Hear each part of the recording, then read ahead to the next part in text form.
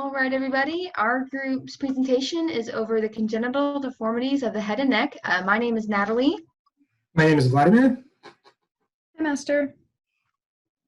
I'm Jenna. Scroll, there we are. Our objectives of our presentation today is being able to list why general knowledge of the head and neck anatomy and embryology is important to a dental practice, and being able to identify and understand the origin of 3 congenital deformities of the head and neck, including the thyroglossal duct cyst, the brachial fistula, and Treacher-Collins syndrome. And how we plan on doing that is reviewing the development of the brachial or the pharyngeal arches and where these deformities and diseases originate during the development of these brachial arches. As dental professionals, it is our responsibility to understand anatomy and embryology of the head and neck in order to provide a thorough extra and intraoral exam for our patients. By having good knowledge of anatomy and embryology, we'll be able to recognize what is normal, what is an anomaly, and what is an abnormality. And by being able to tell the difference of these things, we'll be able to more easily provide appropriate recommendations for treatment if it's needed for these conditions. In addition, by having good education about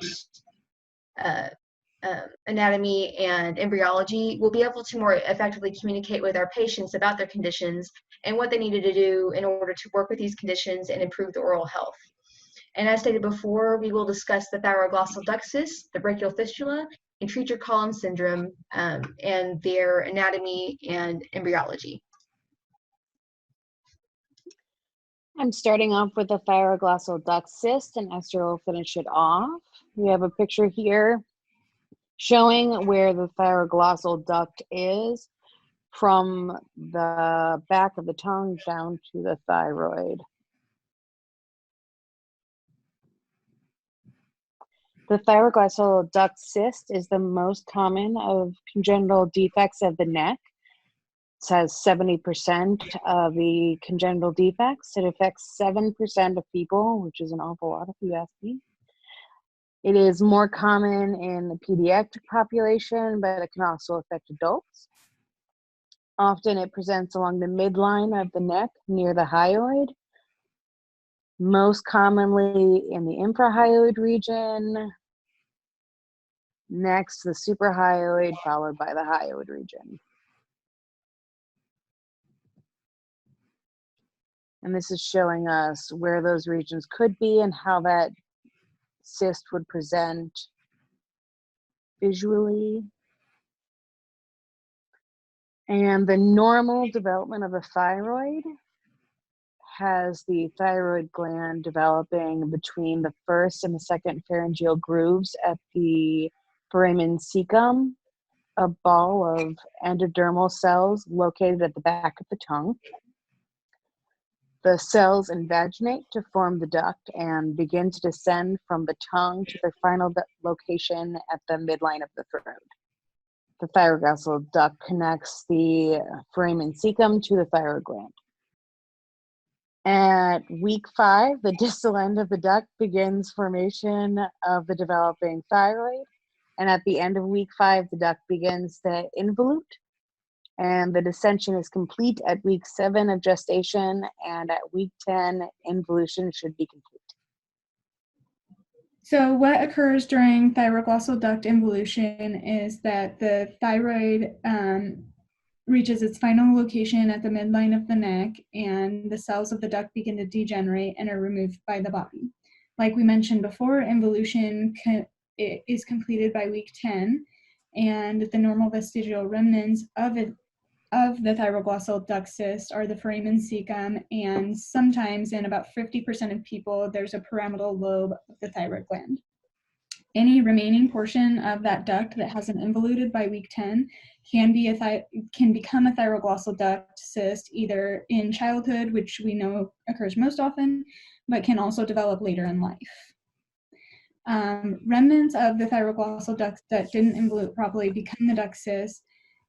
Those are lined by a respiratory or squamous epithelium, depending on where the cyst develops. Those epithelial lining secretions cause inflammation and sometimes infection, and repeated insult of inflammation or infection causes accumulation of fluids that forms a cyst. 70% of those cysts upon biopsy have ectopic thyroid gland tissue, and most cysts are asymptomatic, but some can become infected and will irritate our patient. The last slide goes over treatment of that duct cyst.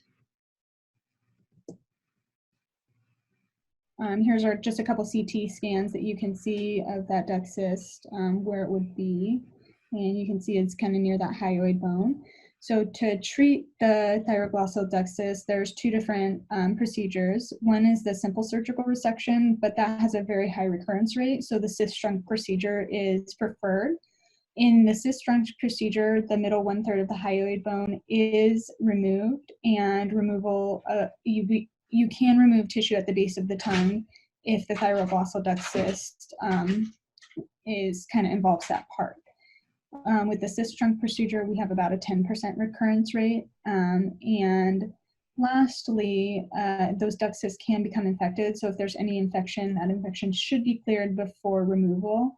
And sometimes a prophylactic prescription is prescribed to make sure that there's no infection there. The way we can relate this back to us as providers is this is one of those things that we are going to notice on a head and neck exam. So that's why it's important to us. And the next thing we're going over is the brachial fistula. Thank you, Esther. This is Vladimir, and I will talk about brachial fistula. So we can refer to it as second brachial fistula. There are more than just one. This one is very important because it's the occurrence is out of all brachial fistulas is most common. It is a congenital deformity of neck, and usually happens due to the anomaly in the brachial apparatus in arch 2. We described the arches before. We are going to talk about fistula/cyst. They have common development. The difference will be that cyst is a membranous sac or cavity that it's not going to open to the exterior environment, and whereas fistula, it's going to open to the exterior. The cyst is usually membranous sac, as I said, and is covered with epithelial cell layer and can contain fluid or it can be empty. Fistula is just the passage between the hollow organ and then opens up in the body surface. This one can actually exude some pus, saliva, or any other discharge. This second brachial fistula, if not fixed, is associated with other disorders such as dyspnea, dysphagia, dysphonia. How it develops. It starts with the second arch around 4th week of development, and it starts overgrowing caudally and covering the 2nd, 3rd, and 4th clefts. The fusion forms cervical sinus. We also refer to it as cervical sinus of His. In the picture, you can see it right over here. And usually the sinus disappears in due time. But if it persists, then we are going to get either cyst or fistula. There are two reasons why it can persist. It would be persistence of intervening ectoderm, and this will result in formation of brachial fistula. And the second reason is going to be the breakdown of the endoderm in the second pouch, and this will create the brachial fistula. When we classify, there are 4 types of fistula/cysts, and this would be Bailey's classification. It's widely accepted when we classify brachial fistula and cysts. Type 1, the lesion would form, or cyst will be lying anterior to at the anterior border, adjacent to the sternocleidomastoid muscle. Type 2 would be location of the cyst would be on the greater vessel. It may adhere to internal jugular vein. In type 3, the lesion would be extending between the internal and external carotid arteries. And type 4, the lesion would be in the parapharyngeal space next to the pharyngeal wall. As you see, everything depends on how deep the tract is and how deep the cyst and the fistula is lying in the reference to other internal structures. To diagnose, we usually use X-ray. This just confirms the presence of the fistula or cyst. CAT scan is more in-depth. It actually can give in-depth type of diagnosis. It actually can give us the extension of the tract of the cyst or a fistula. If those two are not working, we can use ultrasound as an alternative option. Treatment, usually surgical excision. The most widely approach would be a transcervical stepladder approach. This approach allows us to spare the structures that lie around the fistula and allow us to excise the cyst precisely. However, there is a 3% recurrence of the fistula. Nowadays, we supplement the transcervical stepladder approach with some other approaches. Widely used is one of the widely used approaches would be oropharyngeal incision. And for the complete recovery, the complete excision of the branchial fistula is required. That's our credits, and I will give word to Nicole. She's going to talk about Treacher-Collins syndrome. Nicole? Yes, so I'm going to talk about Treacher-Collins syndrome. That will be a deformity of the head in the head area. Treacher-Collins is a rare genetic disorder, and it may be familiar to you from the movie Wonder, where the character had it, and it is caused by mutation in genes on chromosome 5, mainly TCOF1 gene.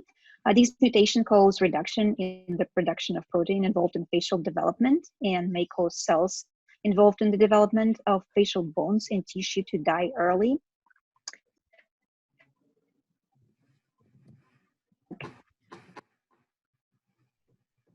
Derived from the first and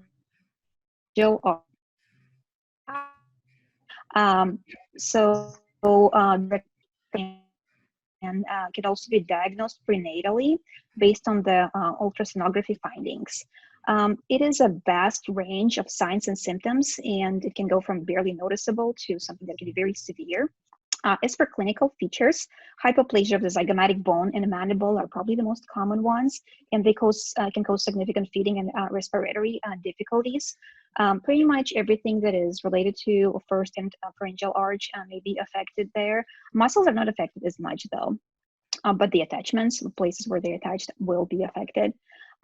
Another common feature is slanted downward eyes and sparse eyelashes and eyelid coloboma. Eyelid coloboma is a notch in the lower eyelid, and that happens because the eyelid is formed from maxillary prominence, which is derived from the first pharyngeal arch.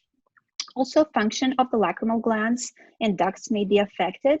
Lacrimal glands will be formed in the groove between maxillary prominence and lateral nasal prominence. And again, maxillary prominence will come from the first arch.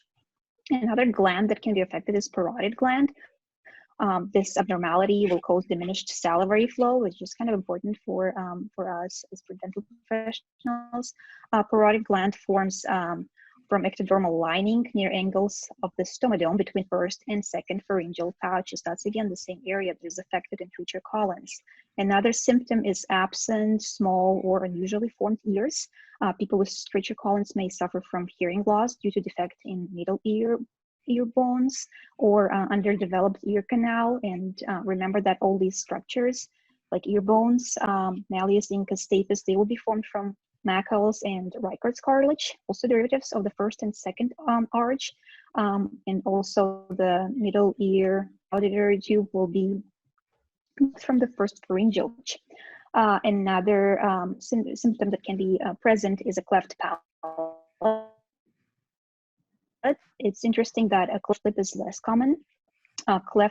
Just a reminder that cleft palate comes from defects in fusion of palatine shelves, and that is where pharyngeal arch is involved, whereas where a cleft lip is formed from fusion of medial nasal processes and maxillaries. Treacher-Collins does not affect intelligence, and people with the syndrome can live normal life. As for treatment, it will depend on the severity of the symptoms. Respiratory difficulties are usually treated first. Some may have many surgeries to improve correct eyelids, some plastic surgeries, and then a speech orthodontist to correct the abnormalities. And that will be all for Treacher-Collins syndrome.